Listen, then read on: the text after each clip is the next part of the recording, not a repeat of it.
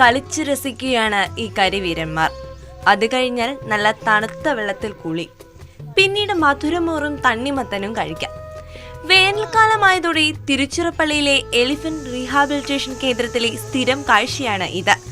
ചൂട് കടുക്കുമ്പോൾ മനുഷ്യനെ പോലെ മൃഗങ്ങൾക്കും ധാരാളം വെള്ളവും ഭക്ഷണവും ആവശ്യമാണെന്ന തിരിച്ചറിവാണ് ഈ ഉദ്യമത്തിലേക്ക് ജീവനക്കാരെ നയിച്ചത്.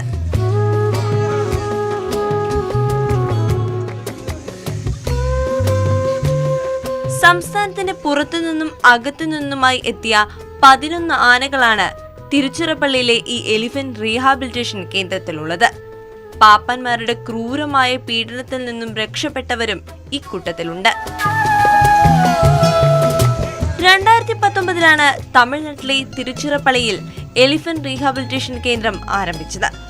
ആനകളുടെ ആരോഗ്യം ഉറപ്പാക്കാൻ ആഴ്ചയിൽ ഒരിക്കൽ ഇവിടെ മൃഗഡോക്ടറുടെ സേവനവും ലഭ്യമാണ്. ചൂട് വർദ്ധിച്ചതോടെ ആനകൾക്ക് കുളിക്കാൻ ഷവറും ഇവിടെ റെഡിയായിട്ടുണ്ട്. ഇനി തുമ്പി കൈകൊണ്ട് കോരി കുളിക്കാനാണെങ്കിൽ അതും ഇവിടെ ഡബിൾ ഓക്കെ.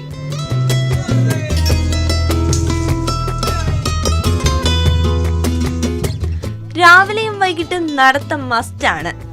1 കിലോമീറ്റർ മുതൽ 2 കിലോമീറ്റർ വരെയാണ് നടത്തം.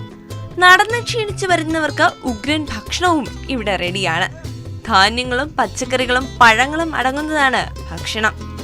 News desk, Mathrubhumi news.